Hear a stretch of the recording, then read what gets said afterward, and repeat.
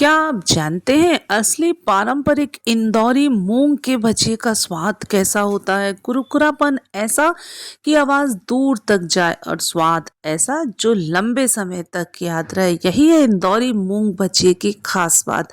नमस्कार, मैं हूँ रश्मि और आज मैं आपके लिए कोई साधारण रेसिपी नहीं बल्कि इंदौर के हर फूड लवर के दिल पर राज करने वाले एक ऐसे स्नैक की रेसिपी लेकर आई हूँ जो है पूरी तरह से लाजवाब। जी हाँ, मैं बात कर रही हूँ इंदौर के प्रसिद्ध गर्मा गर्म चटपटे क्रिस्पी मूंग दाल के भजिए की, जो बाहर से एकदम क्रिस्पी होते हैं और अंदर से एकदम रुई की तरह सॉफ्ट। और खुशबू तो कहना ही क्या। दोस्तों, जब बात आती है भारत के स्ट्रीट फूड की तो एक शहर का नाम सबसे ऊपर आता है, हमारे स्वाद की राजधानी इंदौर। यहाँ के पोहा, जलेबी और गराड़ू तो मशहूर हैं ही, पर यहाँ के भजिए की बात ही निराली है। तो आज मैं इनको सर्व करने का तरीका भी आपको बताऊंगी। तो चलिए फटाफट से शुरू करती हूँ। तो आज मैं मूंग के भजिए धुली मूंग की दाल से बना रही हूँ। आप चाहें तो यहाँ पर छिलके वाली जो हरी मूंग दाल होती है ना, उसका भी इस्तेमाल कर सकते हैं। तो मैंने 2 कटोरी लगभग मूंग की दाल ली है, उसमें पानी डाल दिया, उसको मसल मसल कर 3 से 4 पानी से अच्छी तरीके से धो लूँगी। और धोने के बाद ना इसको भीगने के लिए रख दूँगी 2-3 घंटे के लिए। तो ये देखिए 2-3 घंटे के बाद ना ये साइज़ में डबल हो गई है। मैंने आधा बोल लगभग मूंग की दाल भिगोई थी, 2 कटोरी जितनी, और ये देखिए फूल करके डबल हो गई। और इसको इस तरीके से तोड़ेंगे ना तो ये बहुत आसानी से टूट रही है। और ये देखिए मैं थोड़ा सा हाथ में लेके मैश करती हूँ तो ये बहुत अच्छे से मैश हो गई है। तो ये बहुत अच्छे से फूल गई है। इसको बहुत देर तक हमें नहीं फुलाना है, इसकी खास बात यही है। मैं आपको छोटे छोटे टिप्स एंड ट्रिक्स बताती जाऊंगी जिससे आपके भजिए जो है ना बहुत ही शानदार क्रिस्पी बन करके तैयार होंगे। तो यहाँ पर मिक्सी का मैंने छोटा वाला जार लिया है। छोटे वाले जार में दाल पीसेंगे ना तो बहुत अच्छे से पिस जाती है। और ये देखिए मैंने थोड़ी दाल इसमें ले ली और पानी का इस्तेमाल बिल्कुल भी नहीं करना है पीसते वक्त। और मैं आपके सामने ही पीस रही हूँ जिससे कि आपको अच्छे से समझ में आ जाए। दाल अगर अच्छे से फूल जाती है ना तो ये काफ़ी अच्छे से पिस जाती है, कोई भी दिक्कत नहीं होती है। तो बस मैंने इसको 2 राउंड चलाया और ये देखिए चम्मच से इसको ऊपर नीचे कर देंगे और एक बार और इसको चला लेंगे और बस हमारी दाल यहाँ पर पिस करके तैयार हो जाएगी। तो हमें दाल को यहाँ पर कैसा पीसना है, तो हमें यहाँ पर दाल को एकदम दरदरा पीसना है, महीन बिल्कुल भी नहीं पीसना है। दरदरी दाल से जब हम भजिए बनाते हैं ना तो बहुत ही बढ़िया क्रिस्पी बन करके तैयार होते हैं। ये देखिए दाल एकदम बढ़िया से पिस गई है। तो बिल्कुल इसी तरीके से हमें दाल पीसना, और मैंने एक बूंद भी पानी यहाँ पर नहीं डाला था दाल पीसते समय। तो इसको मैं एक बड़े से बोल में निकाल लूँगी और सभी दाल को मैं इसी तरीके से पीसूँगी। तो जब दाल बहुत अच्छे से फूल जाती है ना तो पानी डालने की बिल्कुल भी आवश्यकता नहीं पड़ती है पीसते टाइम। और अगर आपको ऐसा लगता है कि दाल पिसी नहीं रही है तो फिर आप 1-2 चम्मच के करीब पानी डाल लीजिएगा। ज़्यादा पानी बिल्कुल भी मत डालिएगा वरना दाल पतली हो जाएगी, फिर वो आगे हमसे हैंडल नहीं होगी और भजिए बिल्कुल भी अच्छे नहीं बनेंगे। तो ये देखिए कुछ इस तरीके की दरदरी दाल मैंने यहाँ पर पीस ली है। तो बस इन सभी छोटी छोटी बातों का ध्यान रखते हैं ना तो हम कोई भी रेसिपी बनाएंगे तो वो बहुत ही टेस्टी एकदम मार्केट स्टाइल ही बन करके तैयार होती है। दाल पिस करके तैयार हो गई है। अब ये देखिए, अब सबसे मोस्ट इम्पॉर्टेंट काम है इसको फेंटना। तो मतलब दाल जितने अच्छे से फिटी होगी ना उतने ही अच्छे हमारे भजिए बन करके तैयार होंगे, अंदर से सॉफ्ट और बाहर से क्रिस्पी। तो एक ही डायरेक्शन में लगातार चलाते हुए मैंने यहाँ पर दाल को बढ़िया से फेंट लिया। ये देखिए इसका हल्का हल्का कलर चेंज हो गया है और ये देखिए दाल बहुत ही फ्लपी हो गई है और इसका कलर पूरी तरीके से चेंज हो गया है। इसका कलर थोड़ा सा वाइट हो गया है। तो हमें दाल को इसी तरीके से फेंटते चले जाना है जब तक कि ये बढ़िया से फ्लपी नहीं हो जाती। तो ये देखिए इसका कलर आपको समझ में आ रहा होगा, पूरी तरीके से चेंज हो गया है। तो ये देखिए मैं आपको पास से दिखा देती हूँ। तो बिल्कुल इसी तरीके से दाल को हमें पीसना है। तो दाल हमारी बढ़िया से यहाँ पर पिस करके तैयार हो गई है। अब हम अपनी अगली तैयारी कर लेते हैं। तो यहाँ पर मैंने एक बड़े साइज़ का प्याज लिया है, इसको मैं यहाँ पर चॉप कर लूँगी। ये देखिए, तो ध्यान रखिएगा ज़्यादा बारीक चॉप मत करिएगा प्याज को। एक लहसुन लिया है मैंने, तो इसको भी मैंने यहाँ पर चॉप कर लिया है, ये देखिए।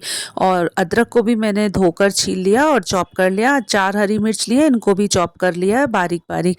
आप चाहे तो मिर्च कम भी कर सकते हैं आपके टेस्ट के अकॉर्डिंग।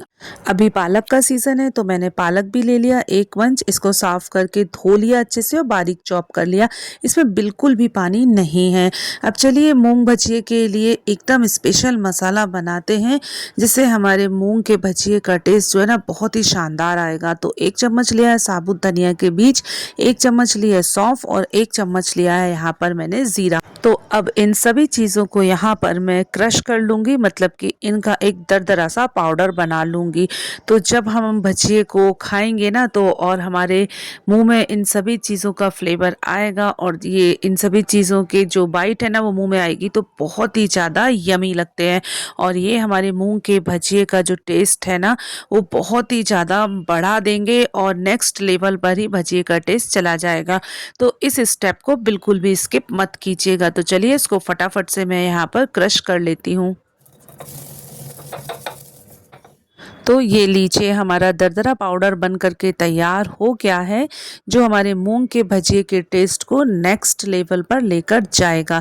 अब इसमें यहाँ पर मैं एक चीज़ और ऐड करूँगी और वो है कलौंजी। तो 1/4 चम्मच मैंने यहाँ पर कलौंजी ऐड कर दी है, ज़्यादा बिल्कुल भी ऐड मत करिएगा। और 1 चम्मच मैंने यहाँ पर ली है अजवाइन। अजवाइन ज़रूर से ऐड करिएगा, ये पेट के लिए काफ़ी अच्छी होती है। इसको हल्का सा हाथ से क्रश करके डालेंगे, जिससे कि ये फट जाएगी थोड़ी सी, तो इसकी जो खुशबू है बहुत अच्छी आएगी, फ्लेवर भी निखर करके आएगा। अब ये लीजिए, हमारा बढ़िया सा मसाला बन करके तैयार हो गया है, ये देखिए। अब इस मसाले का आगे हम भजिए में इस्तेमाल करेंगे। चलिए अब आगे की तैयारी करते हैं। तो जो चीज़ें हमने चॉप करके रखी थी, जैसे कि अदरक, लहसुन, प्याज, हरी मिर्च, उसको हमने यहाँ पर दाल के बैटर में डाल दिया है, ये देखिए।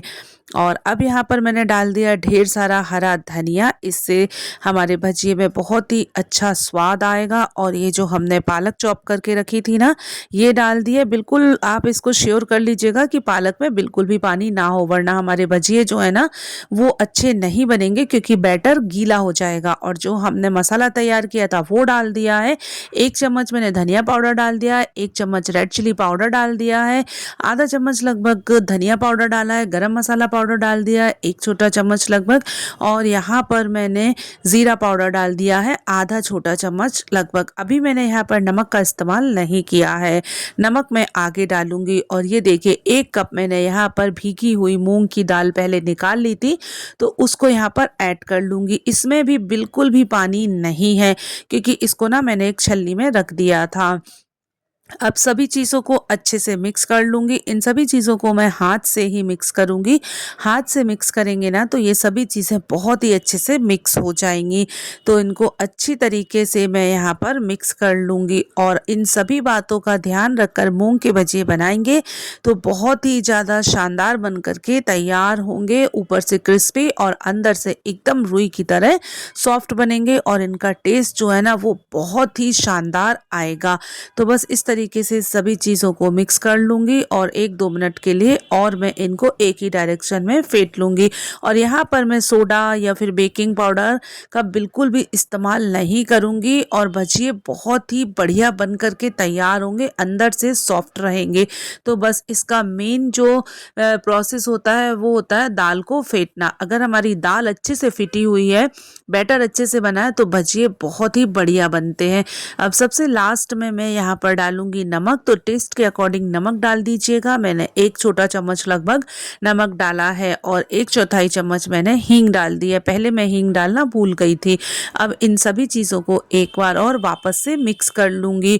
और इतनी देर में मैंने गैस के ऊपर कढ़ाई चढ़ा दी थी, उसमें तेल डालकर, जिससे कि तेल गर्म हो जाएगा तो हम फटाफट से भजिए को फ्राई कर लेंगे। नमक डालने के बाद में हमें बैटर को ज़्यादा देर रखना बिल्कुल भी नहीं है, मतलब हमें इंतज़ार नहीं करना है, तुरंत से भजिए तलना शुरू कर देना है। तो बस ये देखिए, एक बार और सभी चीज़ों को यहाँ पर मैंने अच्छे से मिक्स कर लिया है। चलिए अब आपको बैटर की थिकनेस दिखाती हूँ। ये देखिए इस तरीके का गाढ़ा सा बैटर मैंने यहाँ पर बनाकर तैयार कर लिया है। ये एकदम फ्लफी हो गया है क्योंकि इसको बहुत अच्छी तरीके से मैंने फेंट लिया है। ये देखिए ये पतला बिल्कुल भी नहीं है। इस तरीके से हाथ में लेके छोड़ रहे हैं तो एक जगह ये इकट्ठा ही गिर रहा है। तो इसी तरीके का बैटर हमें चाहिए है और दाल को हमें बिल्कुल दरदरा ही पीसना है। पानी का इस्तेमाल मैंने बिल्कुल भी नहीं किया था दाल पीसते समय। तो एकदम परफेक्ट बैटर जो माफ़ कीजिएगा परफेक्ट दाल का जो घोल है ना वो यहाँ पर बन करके तैयार हो गया। चलिए अब आगे बढ़ते हैं। यहाँ पर इतनी देर में ऑयल भी अच्छे से गर्म हो गया है। ऑयल को बहुत ज़्यादा तेज़ गर्म नहीं रखना है, ऑयल को हम मीडियम गर्म ही रखेंगे और गैस का फ्लेम जो है ना वो हम धीमा रखेंगे जब हम इसमें भजिए डालेंगे। ये देखिए अब एक एक करके हम यहाँ पर मूंग के भजिए डालते जाएंगे। कढ़ाई में जितने एक बार में आएंगे उतने ही भजिए यहाँ पर डालिएगा। और एक बात का ध्यान रखिएगा कि यहाँ पर छोटे छोटे भजिए बनाइएगा और जिससे कि क्या होगा वो अंदर तक अच्छे से फ्राई हो जाएंगे। वैसे ये चॉइस आपकी है, आप चाहें तो इनका साइज बड़ा भी रख सकते हैं, लेकिन छोटे भजिए बहुत अच्छे से फ्राई हो जाते हैं और देखने में एकदम बाजार जैसा ही लुक देंगे। तो ये देखिए इस तरीके से भजियों को मैंने डाल दिया है और एक तरफ से जब ये फ्राई हो गए हैं तो इनको चम्मच की सहायता से पलट दिया है, जिससे क्या होगा ये आपस में चिपकेंगे नहीं। तो ये देखिए इस तरीके से इनको यहाँ पर मैं पलट देती हूँ और बस अलटते पलटते हुए मीडियम टू लो फ्लेम पर इनको अच्छे से क्रिस्पी होने तक फ्राई कर लेना है, जिससे कि ये अंदर तक अच्छे से फ्राई हो जाएंगे। तो बस इसी तरीके से मैं यहाँ पर भजियों को तल लेती हूँ। तो ये देखिए ये हाफ डन हो गए हैं। आप चाहें तो इस स्टेज पर भजिए को निकाल कर रख लीजिए और जब आप इसको एंजॉय करना चाहें तब आप इनको एक बार और हाई फ्लेम पर क्रिस्पी होने तक सिर्फ 1 से 2 मिनट के लिए फ्राई कर सकते हैं। या तो आप इनको पहले बनाकर रख लीजिए 3-4 घंटे पहले, या फिर आप इसको तुरंत ही इंजॉय कर सकते हैं। ये टोटल आपकी चॉइस है। तो बस मैंने इस तरीके से अलटते पलटते हुए मीडियम टू लो फ्लेम पर इनको सेक लिया था और बाद में फ्लेम को हाई कर दिया था, जिससे कि इनके ऊपर एक हल्की सी क्रिस्पी लेयर आ गई है। देखिए कितने बढ़िया शानदार हमारे मूंग के भजिए बन करके तैयार हो गए हैं और बहुत ही बढ़िया खुशबू आ रही है। तो कड़कड़ाटी ठंड में चाय के साथ में इस तरीके से गर्मा गर्म मूंग के क्रिस्पी भजिए मिल जाएं तो कहना ही क्या, सबको मज़ा ही आ जाएगा खाने खा करके इन मूंग के भजियों को। तो ये देखिए यहाँ पर ये मूंग के भजिए बन करके तैयार हो गए हैं। ये मैं आपको पास से दिखा देती हूँ। ये देखिए लग रहे हैं ना कितने बढ़िया। तो जितने बढ़िया देखने में लग रहे हैं खाने में उससे भी कहीं ज़्यादा ये शानदार बन करके तैयार हुए थे।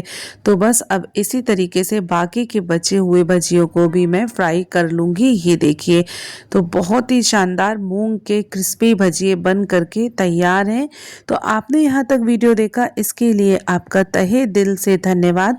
अगर दोस्तों आपको रेसिपी थोड़ी भी अच्छी लगी हो तो प्लीज़ वीडियो के नीचे लाइक कर दीजिए और लाइक के पास में ही हाइप का बटन है तो उसको भी प्रेस कर दीजिएगा और कमेंट करके ज़रूर बताइएगा कि आपको रेसिपी कैसी लगी। ये एकदम फ्री है और कमेंट ज़रूर करिएगा जिससे कि मुझे पता लग सके कि आपको मेरी रेसिपी कैसी लगी। अगर आपको मेरी रेसिपी अच्छी लगती है तो प्लीज़ लाइक और कमेंट ज़रूर किया करिए। और मैंने ना यहाँ पर ये देखिए सबसे लास्ट वाले बैच में हरी मिर्च भी फ्राई कर ली थी। हरी मिर्च को बीच में से चीरा लगा लिया था जिससे कि ये फटेंगी नहीं और हरी मिर्च का फ्लेवर भी बहुत अच्छा आता है भजियों के साथ में। तो इस तरीके से हरी मिर्च को भी ज़रूर फ्राई करिएगा, ये बहुत ही ज़्यादा टेस्टी लगती हैं। तो बस यहाँ पर सभी बढ़िया से टेस्टी भजिए बन करके तैयार हो गए हैं। अब चलिए फटाफट से मैं इनको प्लेट में निकाल लेती हूँ।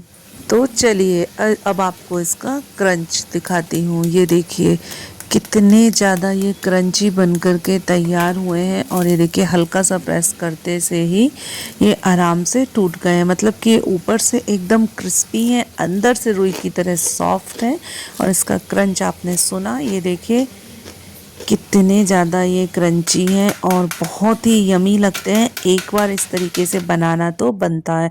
तो इस तरीके से आप लोग भी मूंग के भजिए बनाइए, इस विंटर में एंजॉय करिए, खुद भी खाइए, अपनी फैमिली को भी खिलाइए और सबकी तारीफ और वाहवाही लूटिए। और ये देखिए मैंने यहाँ पर पुदीने की चटनी और इमली की खट्टी मीठी चटनी सर्व की है इन भजियों के साथ में। चलिए अब मैं आपको इनको सर्व करने का तरीका बताती हूँ कि हमारे यहाँ इनको कैसे सर्व करते हैं, मतलब कि ठेले वाले कैसे सर्व करते हैं।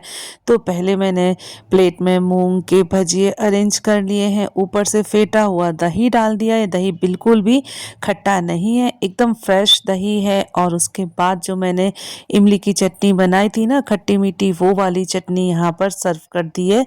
ये देखिए, और इमली की चटनी को सर्व करने के बाद में जो पुदीने और धनिया की तीखी वाली चटनी है ना, बस उसको भी यहाँ पर मैं सर्व कर दूंगी। और जब इस तरीके से ये भजिए सर्व करते हैं ना, तो बस खाने वाले को मज़ा ही आ जाता है।